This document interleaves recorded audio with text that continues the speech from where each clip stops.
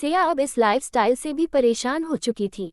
पहले जहां वह घर के कामों से फ्री हो जाती थी, कुछ बचे हुए समय में अपने शौक पूरे करती थी, आजकल उसे सांस लेने की भी फुर्सत नहीं होती थी। सुबह ऑफिस जाने से पहले सारा काम निकाल कर जाना और फिर घर आकर बचा हुआ काम निपटाना।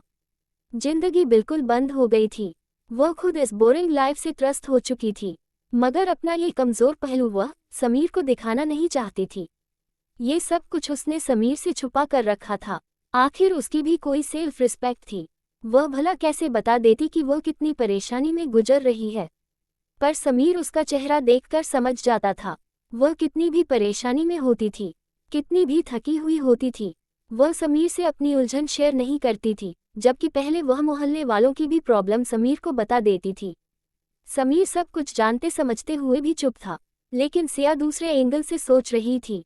अगर वह सब छोड़ छाड़ कर बैठ जाती तो समीर ने यही कहना था, देखा, मैंने पहले ही कह दिया था तुम नहीं कर सकोगी। और सिया को किसी तौर पर ये लाइन सुनना मंजूर नहीं था, क्योंकि वो अपनी हार नहीं एक्सेप्ट कर सकती थी। समीर सिया की इस आदत को भी जानता था। साथ रहते रहते दोनों एक दूसरे को इतना तो समझने ही लगे थे। पर अब शायद सिया कुछ समझना नहीं चाहती थी। पर समीर वह दबे दबे शब्दों में कभी भी सिया को समझाने की कोशिश करता था तो सिया तुरंत उससे झगड़े पर उतारू हो जाती थी। तुम्हारी मेल ईगो हट हो रही है। बस इसी बात के आगे समीर की सारी दलीलें फेल हो जाती थी। वक्त भाग रहा था और उसके पीछे पीछे भाग भाग कर सिया परेशान हो रही थी। दोहरी जिम्मेवारी ने उसकी थकान और चिड़चिड़ापन को बढ़ा दिया था। बच्चे भी ध्यान न देने की वजह से चिड़चिड़े हो रहे थे। जो बच्चे पहले यस मम्मा कहकर एक बार में बात सुन लेते थे, आप कहते थे कि दूध टेबल पर रखकर आप अपना काम करने जाए, हम लोगों को जब छुट्टी होगी पी लेंगे, और बाद में वह दूध सिया की नज़रों से बचाकर सिंक में डाल देते थे। बच्चों की गिरती हुई सेहत लेकर सिया अब उलझने लगी थी, और अब बच्चों के स्कूल में गिरते हुए परफॉर्मेंस। ट्यूटर अपना काम करके चला जाता था और बच्चे होमवर्क का अपना पन्ना उखाड़कर हवाई जहाज बना लेते थे। उस दिन बच्चों के स्कूल में पीटीएम था, लेकिन सिया को फुर्सत नहीं थी। इस कारण समीर ने सिया का काम हल्का कर दिया। वह बच्चों के स्कूल में खुशी खुशी गया, पर वहां पर टीचर से अलग बात सुनकर, बच्चों की परफॉर्मेंस कार्ड से लेकर प्रोग्रेस रिपोर्ट देखकर उसका दिमाग ठनक गया था। वह बेहद गुस्से में घर के लिए गाड़ी बैक कर चुका था। बच्चे पहली बार अपने पापा को इतने गुस्से में देखकर दहल उठे थे। दोनों एक दूसरे से चिपके हुए पीछे की सीट पर बैठे थे। आज किसी ने आगे आने की भी फरमाइश नहीं की थी। रास्ते में किसी चीज को खरीदना तो बहुत दूर की बात थी, वरना समीर के साथ बच्चे बहुत मस्ती करते थे, और सिया हमेशा समीर पर यह इल्जाम डालती थी कि तुमने ही बच्चों को बिगाड़ कर रखा है। और समीर भी सर झुकाकर मुस्कुराते हुए इस तरह से ऐसे इस इल्जाम को कबूलता था जैसे कि उसे ट्रॉफी दी जा रही हो। सिया कुछ देर पहले ऑफिस आई थी और अब अपने कमरे में सुकून से आंख बंद करके लेटी थी, क्योंकि समीर बच्चों के साथ बाहर गया था तो उसके देर से आने की पूरी संभावना थी। लेकिन समीर, जो कि हमेशा की तरह ये सोचकर बैठा था कि बच्चों के अच्छे नंबर आने पर उन्हें आउटिंग कराएगा, घुमाएगा, फिराएगा, उनकी रिपोर्ट कार्ड देकर खुद पर कंट्रोल नहीं कर पाया। अपना सारा प्रोग्राम चेंज करके उसने सीधे घर आकर बच्चों के प्रोग्रेस रिपोर्ट सिया के पैरों के पास फेंक दिए। ये क्या हरकत है समीर, यह क्या कर रहे हो?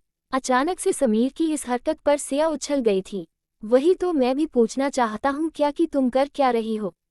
समीर गुस्से में चिल्लाते हुए बोला। 2 पल सुकून से बैठते हुए देख लिया है तो पूछ रहे हो कि कर क्या रही हो? दिन भर तुम्हारे घर परिवार ऑफिस के बीच में चक्रघिन्नी बनकर नाचती रहती हूँ तो तुम्हें दिखाई नहीं पड़ता कि मैं क्या कर रही हूँ? समीर को इस तरह से गुस्से में चिल्लाते हुए देखकर सिया को भी गुस्सा आ गया था। मैंने नहीं कहा तुम्हें घर परिवार और ऑफिस के बीच में चक्रघिन्नी बनकर नाचती रहो। तुमने ही बहुत जल्दी मचाई है जिम्मेदारियों से भागने में और अपनी आज़ाद जिंदगी एंजॉय करने के लिए। आज़ाद जिंदगी एंजॉय करने के लिए। समीर की बातों को सिया के होठों ने एक बार फिर से दोहराया था। ओह, तो सीधे सीधे क्यों नहीं कहते कि मैं 2 पैसे कमाने लगी हूँ तो तुम्हें मेरी आज़ाद जिंदगी से तकलीफ हो रही है? दिन भर तुम्हारे बच्चे के पीछे नाचती रहती थी तो अच्छी थी। हर बात को एक ही तरफ घुमा कर ले जाना सही नहीं होता।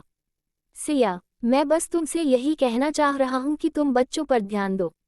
सिया को गुस्से में देखकर समीर कुछ नर्म पड़ा था, लेकिन सिया अब गुस्से में बच्चों की तरफ देख रही थी, जो कि सहमे हुए एक दूसरे से चिपके पड़े थे। सिया की नज़रों का एंगल समझकर समीर ने भी बच्चों की तरफ देखा और उनको सहमा हुआ देखकर उसका पारा फिर गर्म हो गया।